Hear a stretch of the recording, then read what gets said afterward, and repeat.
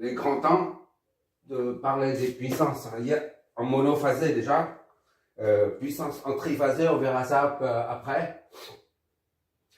En termes de puissance, on a la puissance instantanée, puissance moyenne, puissance complexe, puissance active, puissance réactive, puissance apparente et forte puissance.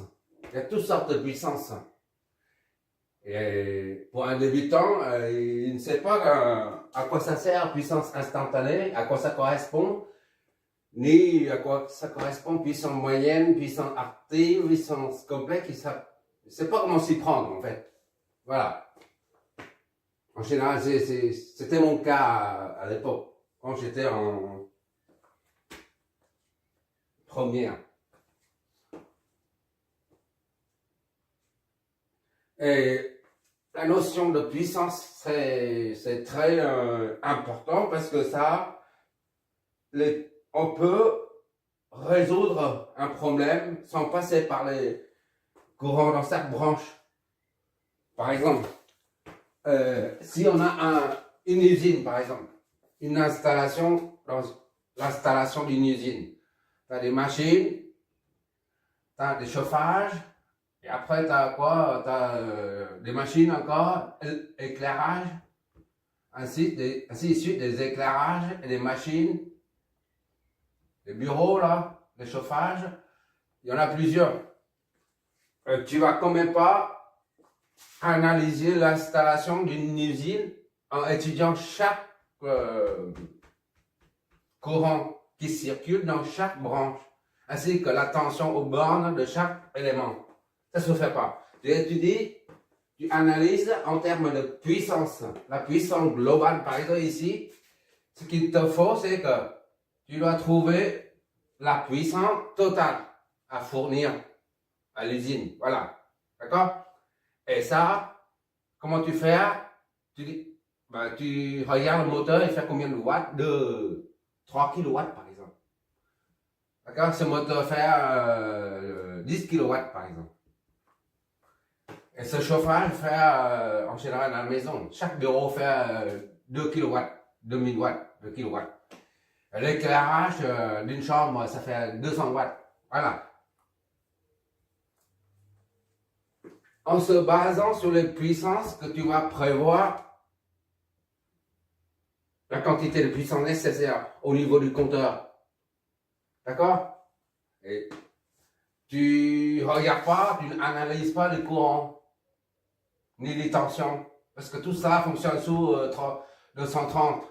230, au bord c'est 230, tout ça, c'est connu. Tu ne regardes pas, tu n'analyses pas le courant, c'est juste la puissance, mais toi on déduit le courant si c'est nécessaire. D'accord? C'est pour ça, la notion de puissance est hyper importante.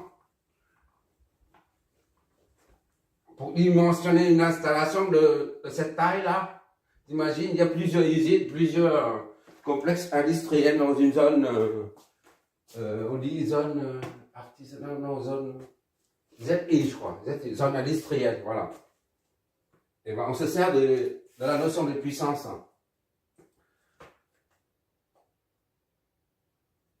Bon, maintenant, on va voir ce que c'est.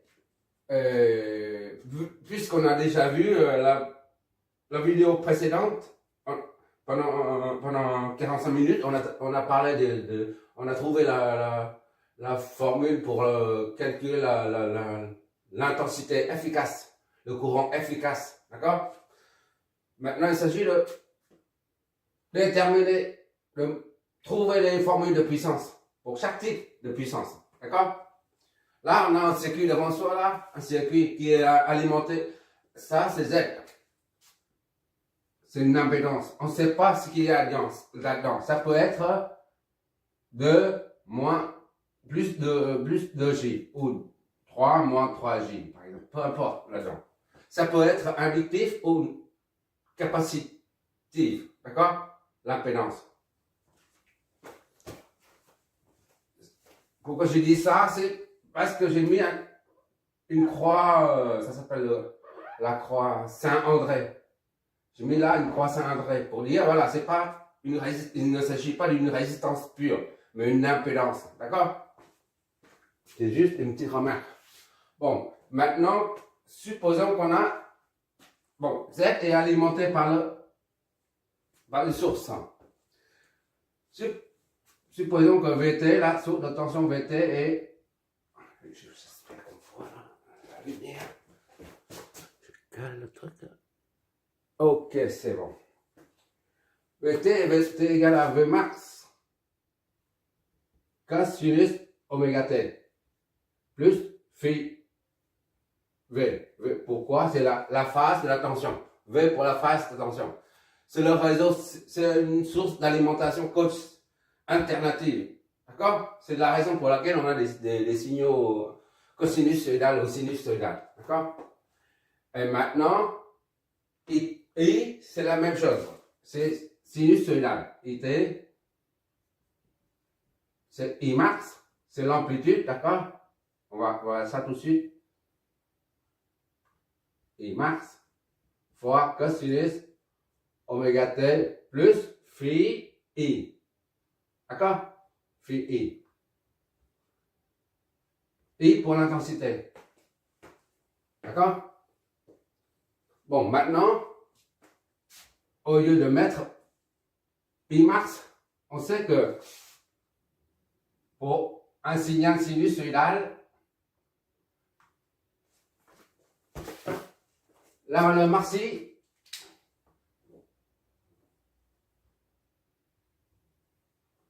ici là, la valeur maxi là, c'est là, 1. I, c'est le module. D'accord? I, c'est la valeur maxi. I maxi ici là.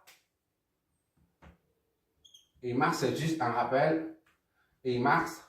D'accord? Et là aussi, I max. Partout. Sur le cercle, c'est l'intensité maximale du courant. Qu'on met ici, I max ou V max. Quand il s'agit de l'intensité, c'est I max. Par contre, quand il s'agit d'une tension, c'est V max. D'accord? Et au lieu de mettre I max, V max, on met le module. Puisque le module, c'est ça, X, Y. Le module, c'est juste un rappel. D'accord? X au carré plus Y au carré. D'accord? Module. C'est la longueur d'ici et là. D'accord? Les vecteurs. Donc, on met le module plutôt que I max. D'accord? Pourquoi je fais ça? Parce qu'on va utiliser les phaseurs. La finalité de tout le développement d'aujourd'hui, c'est aboutir à une formule aussi courte que possible, qu'on va utiliser partout, c'est-à-dire la puissance complexe. On va utiliser le nombre complexe. Bon, maintenant, on va remplacer là, dans le domaine temporel, d'accord? C'est pas, même si on remplace V max par V module. On n'a pas encore remplacé ça. D'accord? Ça reste dans le domaine temporel. Ici, c'est idem. I cosinus oméga T plus phi I. Phi I, c'est la phase du courant I. Voilà. Et la tension maintenant. Les deux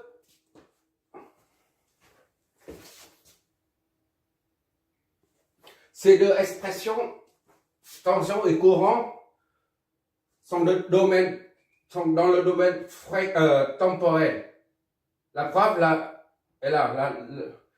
V et I dépendent de la variable T. T comme temps. D'accord? Et donc, pour calculer la puissance, on a la formule standard V est égal à II. VI, si tu préfères. Soit P, la puissance, en fonction du temps, est égal à VI, VT, fois IT. D'accord? Bon, il suffit de faire la multiplication des deux, là, ça et ça, pour voir ce que ça donne. PT PT, on est dans le domaine temporel, d'accord?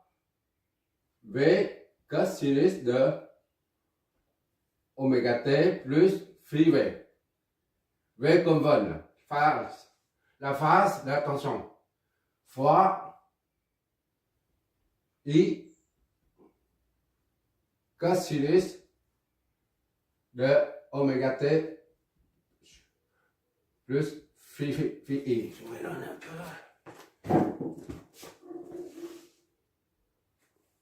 À présent, on factorise. C'est pas on factorise, mais on regroupe. Ça donne V fois I. D'accord? Ça, tu rapproches. Fois cosinus oméga t plus phi V fois cosinus oméga t plus phi I. D'accord?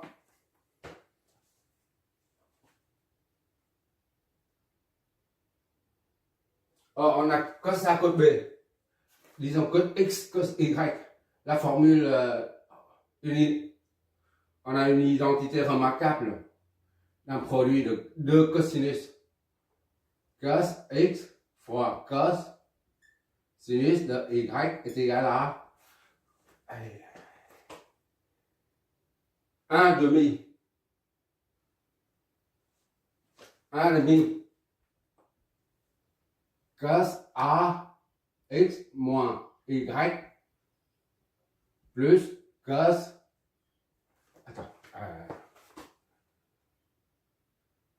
X plus Y plus X Y.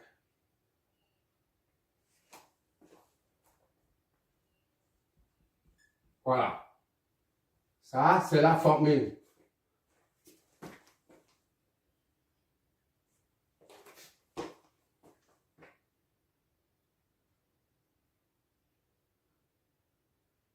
Bon, il suffit de remplacer ça là-dedans. Qu'est-ce que ça nous donne? PT est égal à V fois I. Une fois là, c'est trop petit. Ok, on va toujours. Fois 1 demi. D'accord? Cos X, c'est ça. Cosinus de X, c'est tout. Ça, c'est X. Ça, c'est Y. On remplace X par ça et Y par ça. D'accord? Cosinus de X, c'est un peu long, mais il faut faire une fois. Oméga t plus phi V. D'accord? X moins Y moins oméga t plus phi I. D'accord? Le tout plus cosinus de X oméga t plus phi V. Ça c'est X. D'accord? Et plus Y, c'est-à-dire ça. Oméga t plus phi I. D'accord? Tout ça entre accolades. D'accord? On réduit ça. J'espère que tu vois. VI 1 demi de cosinus. Ah.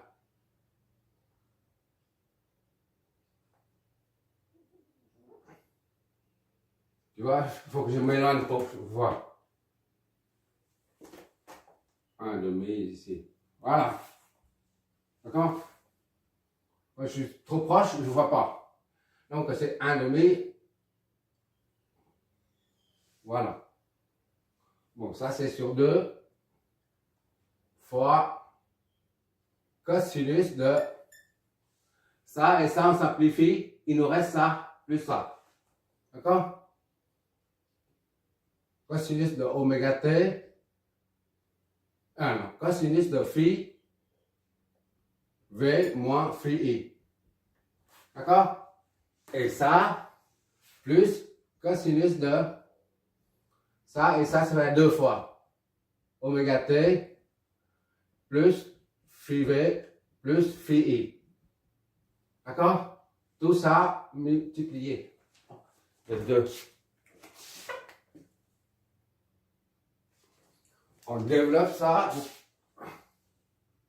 Peut-être la puissance en fonction du temps, c'est V fois I sur 2 fois cosinus de phi V moins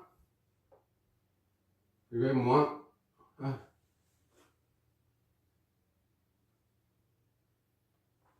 Plus, ici c'est plus. Attends. Ok, plus.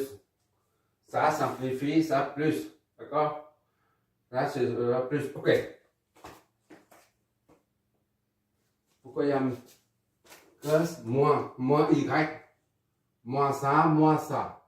Tu vois, c'est trop proche, je ne vois pas. Au début là. Cos x c'est ça.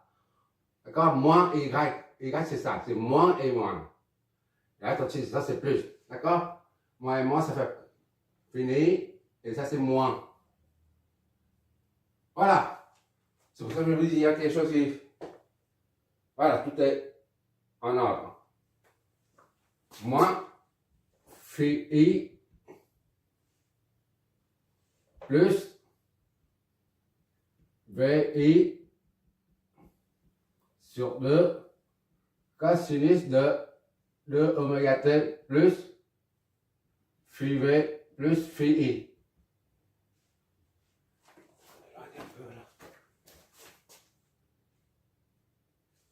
Ici, on peut faire une remarque. Déjà, ici, on peut faire une remarque.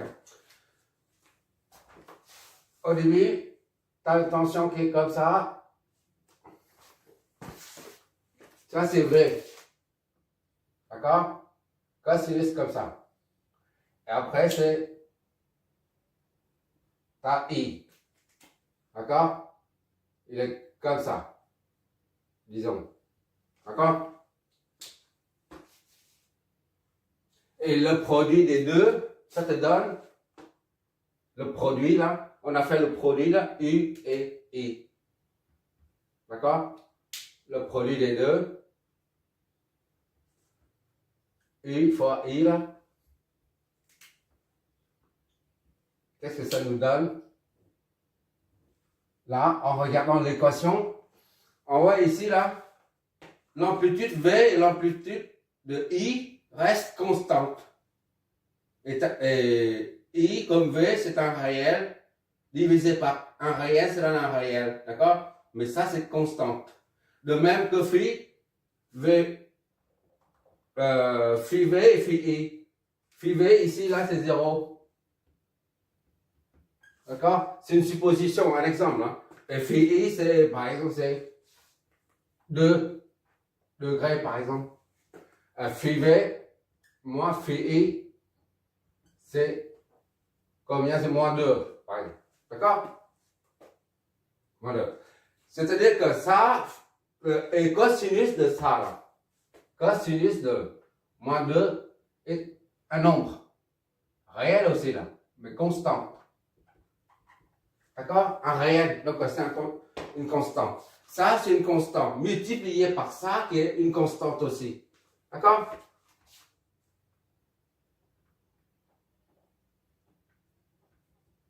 Voilà. Ça, c'est une constante, multipliée par une constante. Ça donne une constante. C'est-à-dire, cette constante se trouve que ça, c'est la puissance, d'accord? P est égal à UI. Cette constante-là se trouve soit en haut, d'accord? Soit en bas, mais constante, d'accord? Soit ici 2 ou moins 2 ou 9 ou moins 5, peu importe, mais une constante. Ça ne bouge pas tout le long, quelle que soit la variable T, d'accord? J'espère que tu vois ça. l'illustration de ça par le graphe d'ici, là. D'accord? C'est une constante. Tandis que ça dépend du temps, varie en fonction du temps. D'accord? De oméga t. Là, la variable t n'y figure plus du tout. Il n'y a pas de variable t. C'est pour ça que cette quantité reste constante, quelle que soit la valeur que prend la variable t. Tandis que ici, là, le cosinus de oméga t varie en fonction du temps. D'accord?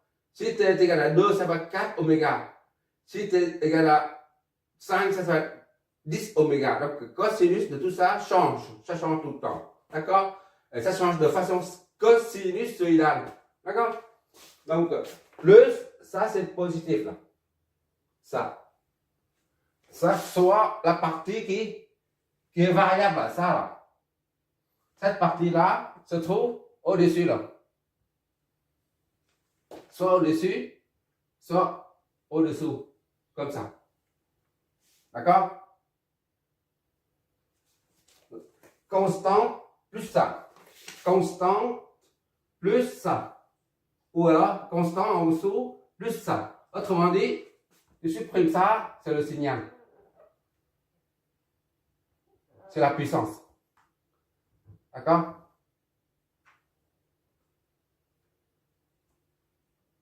D'accord? La puissance, si tu dis que c'est 9, la constante est 9, la puissance est comme ça. Le signal de la puissance. Par rapport au signal V et T, tu vois, le signal de la puissance se décale vers le haut, un peu. Et d'autre part, une deuxième remarque, c'est que la pulsation est, au début, c'est un seul oméga. Puisque cosinus de oméga t, c'est la même chose que 1 oméga t. D'accord? Ici, bon, quand tu as 2 oméga t. D'accord? 2 oméga t. La pulsation est 2 fois plus rapide. C'est-à-dire, ici, si tu poses ça dessus, ça fait ça.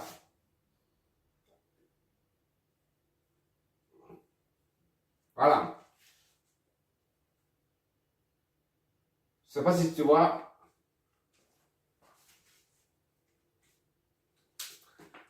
Ce terme variable a une fréquence 2 fois plus grande. Ce signal varie 2 fois plus rapide que le signal, de puissance varie 2 fois plus rapide que celui de la tension ou du courant. D'accord? C'est juste une remarque.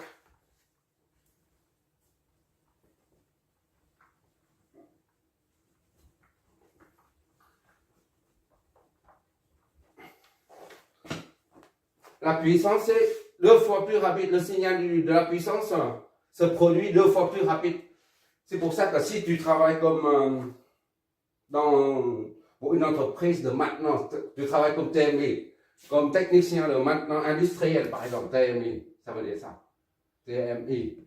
Technicien de maintenance industrielle ou c'est un terme général. Et lors de ton intervention, tu arrives, tu ouvres l'armoire électrique qui pilote toutes les machines dans une entreprise, dans un atelier de production, par exemple. Et ben, en général, tu approches, tu n'as pas encore ouvert t'as pas encore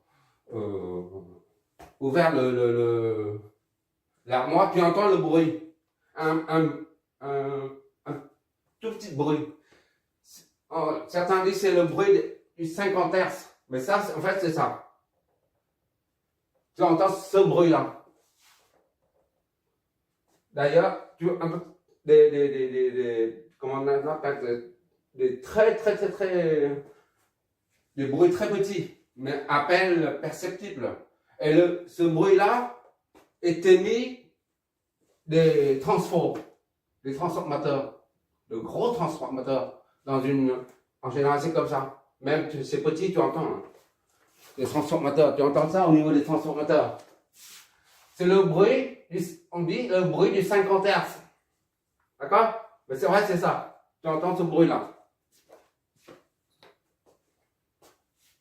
Voilà, qu'on remarque.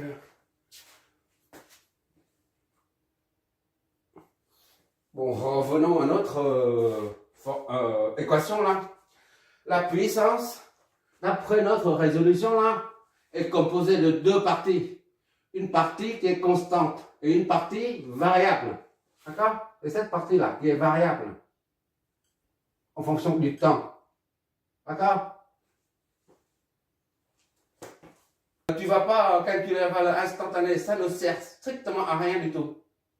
Donc, on est amené à calculer la valeur moyenne de la puissance instantanée. Donc, l'idée, c'est de calculer la puissance par période. Par période, c'est-à-dire la puissance moyenne. D'accord? Par période. Ici, c'est pi sur 4, pi sur 2, ainsi ici jusqu'à pi et 2 pi. Voilà, on prend la période comme 2 pi pour calculer la puissance. D'accord? Bon, on prend comme l'intervalle, on prend l'intervalle 2 pi comme pour calculer la puissance moyenne. Là, c'est la puissance instantanée qui varie sans cesse, pt. Et maintenant, on calcule, on se sert de la puissance moyenne de ça, là, d'accord? Pour calculer. Ben, on est obligé d'utiliser là, de calculer la puissance par période, la valeur moyenne par période, d'accord? Et comment ça se traduit en fait? On sait que pour une fonction quelconque f de x, pour une fonction quelconque f de x, la valeur moyenne de cette fonction, supposons que pt et f c'est la même chose que f de x, d'accord? La valeur moyenne de f de x est égale à 1 sur t f de x dx. C'est la valeur moyenne, mathématiquement. C'est défini comme ça. D'accord? C'est-à-dire la 0 à t. Tu fais l'intégrale de la fonction de 0 à t, en l'occurrence c'est 2pi. Et tu divises par l'intervalle où ça varie, où la fonction varie. D'accord? Ben, il suffit pour la valeur moyenne de ça, là, pt, là, on a pt. Maintenant, pour la valeur moyenne, il n'y a plus de variable parce que p moyen est égal à 1 sur t, d'accord? Intégrale de 0 à t de p, t dt. D'accord? Ça, c'est une formule mathématique. Valeur moyenne d'une fonction f de x, c'est 1 sur la période fois l'intégrale de f de x de 0 jusqu'à t, où t est égal à 2pi. Dans notre cas, t est égal à 2pi parce qu'il s'agit d'une fonction sinusoïdale, d'accord? Voilà, il suffit d'appliquer cette formule-là à notre cas ici. Il suffit de diviser l'intégrale de la puissance par la période. D'accord? On applique cette formule-là à notre cas. Là. P moyen est égal à l'intégrale de PTD. Donc, P moyen, maintenant, on n'utilise plus la puissance instantanée. Ça, c'est, on répond à la question, au premier mot, la puissance instantanée. Puissance instantanée. Voilà. Maintenant, c'est la puissance moyenne, là. On passe à la puissance moyenne. D'accord? P moyen est égal à 1 sur t, c'est la période de pi, là. 1 sur t, intégrale de pt, là. dt. D'accord? C'est comme si tu prends la puissance multipliée par le temps, c'est l'énergie. Énergie, tu divises par la période, l'intervalle de temps, ça te redonne la puissance. D'accord? Mais la puissance pendant cet intervalle T, pendant la période T, c'est pour ça qu'on dit la puissance moyenne, tout simplement. D'accord? Comme lors de la démonstration de la valeur efficace, on a raisonné avec, oh, ça c'est égal à ça. Et après, pour trouver la puissance, il suffit de prendre l'énergie divisé par le T. Ici, puissance fois T, c'est l'énergie. D'accord? Et l'énergie divisée par le temps, ça redonne la puissance. Mais la puissance pendant la période, pendant l'intervalle de temps, T qui est égal à 2pi. Je répète chaque fois pour que tu t'habitues avec la manipulation des puissances et des énergies. Tout simplement. Mon but, c'est ça, en fait. Hein. On est là pour apprendre. Bon, il suffit de remplacer tout ça là-dedans, en fait. Donc, P moyen est égal à 1 sur T. D'accord? Intégrale de tout ça. 0 à T. D'accord? V, I, sur 2. Cosinus, phi V moins phi I. D'accord? Plus V, I, sur 2. Cosinus de oméga T plus phi V, phi I. dt. Maintenant, il suffit de séparer les deux. Ça va faire P. Ah, je suis à genoux là maintenant. Ah, c'est la misère. 1 sur 2, 1 sur T, je veux dire. 0 à T de ça. VI sur 2. D'accord? Cosinus. On sépare en deux, c'est tout. Moins phi I. Plus l'intégrale d'une somme, c'est la somme des intégrales. D'accord? 1 sur T, c'est la somme des intégrales. Ça, c'est, tu apprends ça en classe de première, je crois. V, ou en terminale C ou D à l'époque. C, D, E, S, je crois. C'est trop long, ça fait trop longtemps, je ne me rappelle pas. Cosinus de 2 oméga T, phi V plus phi I. D'accord? dt. Ça, c'est dt tout le temps. Parce que sans la quantité infinitésimale, tu ne peux pas intégrer. D'accord? Si tu as du mal à t'en sortir avec ça, tu vas revoir les cours de maths en terminale C. Or, jusque là c'est, disons, ça c'est A, et ça c'est B. D'accord? On va effacer une partie là.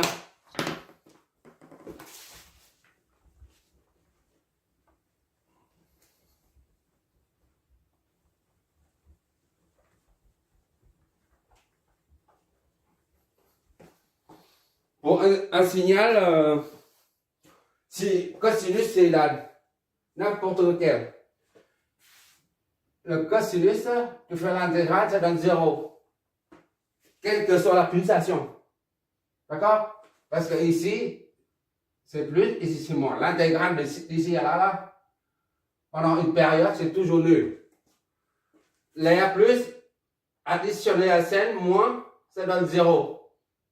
D'accord? Même quelle que soit la pulsation. Si la pulsation est double, c'est pareil. D'accord? D'ici à là, c'est T depuis là. Et ça donne 0. Donc cette partie-là est nulle. L'intégrale de 0 à T pendant la période T là, de la fonction cosinus est nulle. D'accord? Là, c'est nul. intégrale cosinus t dt est nul. Ici, c'est idem. Bon, il faut que je te montre, parce que sinon, on dit ça, c'est trop théorique. Tu vois. Voilà. Bon, la première fonction. Cosinus de x, par exemple. Tu regardes par toi-même, regarde. J'ai deux fonctions. On prend la première fonction, cosinus, d'accord? Je ne sais pas si tu vois là. Voilà. La première fonction, c'est cosinus. Maintenant, on exécute, on cherche l'intégrale.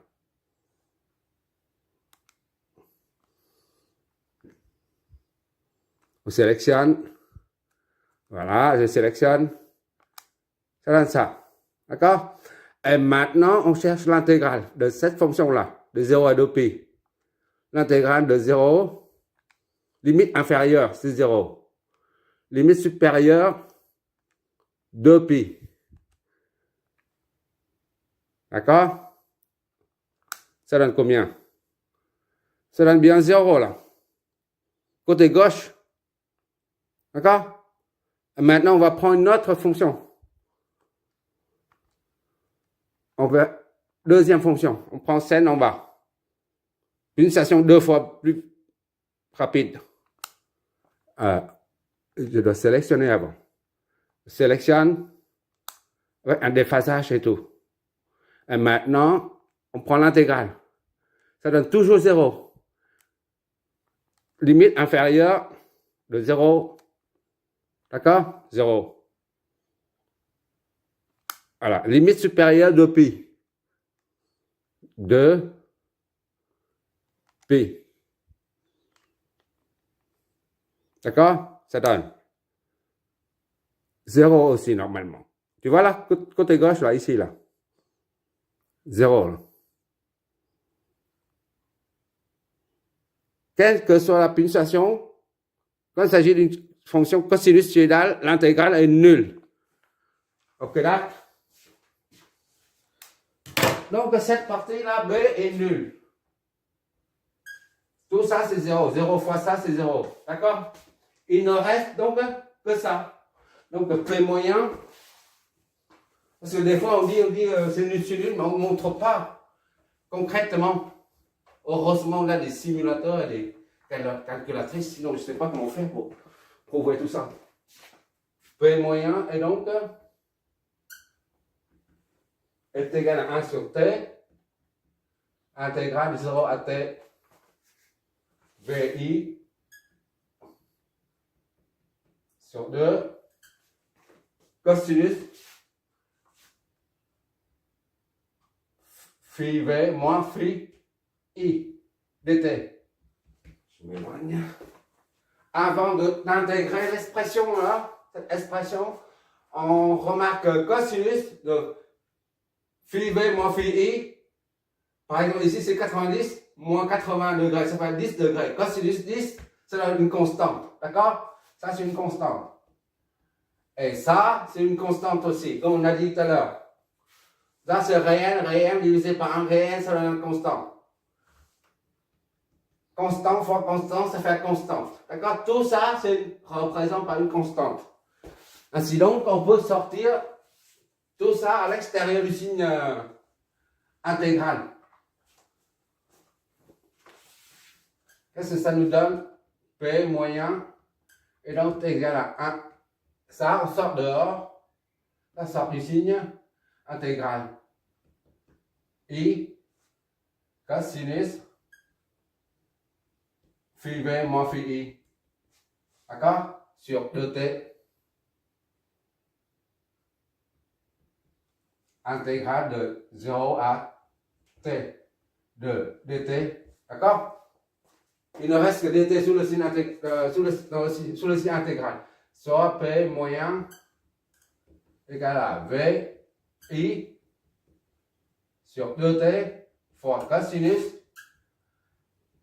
VI fois VI phi V moins phi I intégrale de 0 à t de 1 fois dt.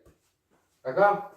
Pour pouvoir intégrer, il ne faut jamais oublier la toute petite quantité physique infinitésimale. Sans cette quantité, on ne peut pas intégrer, d'accord? Je le dis, reprendre plusieurs fois ça. C'est pas grave parce qu'on est là pour apprendre. C'est bien de répéter. Donc, ce qui fait P moyen est égal à V I sur 2T cosinus de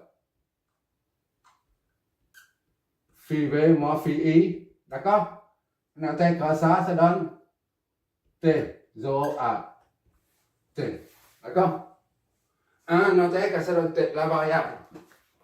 P moyen est donc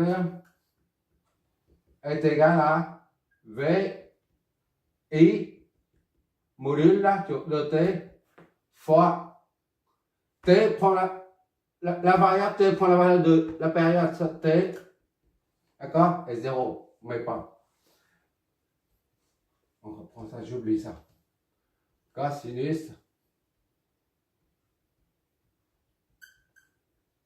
phi V moins phi I, d'accord? Tout ça multiplié par T. Voilà, ici c'est T. Donc P moyen est égal à V I en module, d'accord, cosinus de phi V moins phi I. Ça simplifie avec ça, d'accord, sur 2. Voilà, ça s'appelle la puissance moyenne, d'accord.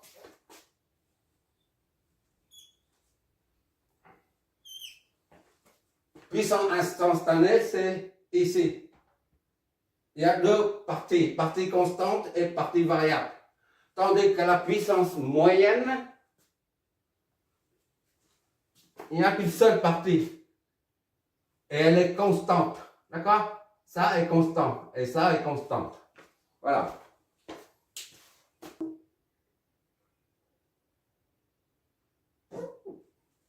C'est égal à V max. Si tu préfères cette notation-là, I max, d'accord, sur 2 fois cosinus phi V moins phi I. Voilà. C'est la même chose. D'accord?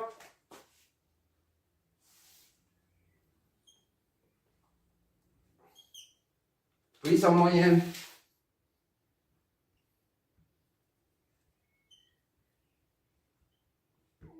Moyenne. Tu verras à quoi ça sert tout ça. Pour l'instant, on développe les formules, on essaie de trouver les formules et on verra l'utilité de ça. Et voilà, on continue. Comme les multimètres ne donnent pas le multimètre RMS, sa valeur RMS, on a dit, en anglais, c'est Real Mean Square. D'accord? C'est la valeur moyenne vraie. D'accord? C'est la ratio sous la racine carrée. C'est la valeur efficace qu'on a trouvée là. Donc, ce qu'il nous faut, ce sont des valeurs efficaces. Pas des amplitudes comme ça là. En module ou I max comme ça. Donc, on a V max, I max, I efficace est égal à I max sur racine de 2. D'accord? Et VF efficace est V max sur racine de 2. Ça, on a montré ça pendant la vidéo précédente qui précède celle-là. Les valeurs efficaces, courant et tension. D'accord? La puissance moyenne est donc exprimée en valeurs efficaces parce que ce sont les valeurs efficaces qu'il nous faut, pas les amplitudes. Les amplitudes, tu as besoin des amplitudes seulement quand tu veux voir le maximum où ça va le signal. C'est-à-dire que le multimètre, c'est comme ça. D'accord? Ce sont des chiffres, 1, 2, 0, peu importe. Et il y a des calibres. Ça, c'est RMS. Voilà, valeur efficace. Ça te donne des valeurs efficaces. Tu mesures les valeurs efficaces. Mais si tu veux voir, tu ne vois pas la valeur efficace. Tu vois les amplitudes. Et pour voir ces amplitudes-là, tu prends un oscilloscope. Oscilloscope, il est comme ça. Là. Moi, j'en ai dépanné, j'ai dépanné au moins 20 ou cinquantaine, je ne me rappelle plus. Un oscilloscope comme ça, voilà. Et tu vois sur l'oscilloscope le signal et leur amplitude maximale. I max ou V max. D'accord? Mais dans la vie quotidienne, lorsque des mesures, tu n'as pas besoin de savoir ça. I max. Tout ce que tu veux, c'est que des valeurs efficaces. Justement, c'est le multimètre muni de ces trois lettres-là te donnent des valeurs efficaces. Parce que ce sont des valeurs qui chauffent, qui donnent la puissance active. Voilà. Qui créent la puissance active. Qui dégagent la chaleur. Mais pour avoir la puissance, il faut le courant efficace et la tension efficace. C'est la raison pour laquelle on va convertir ça en valeur efficace. D'accord? Donc, I, P moyen, et donc,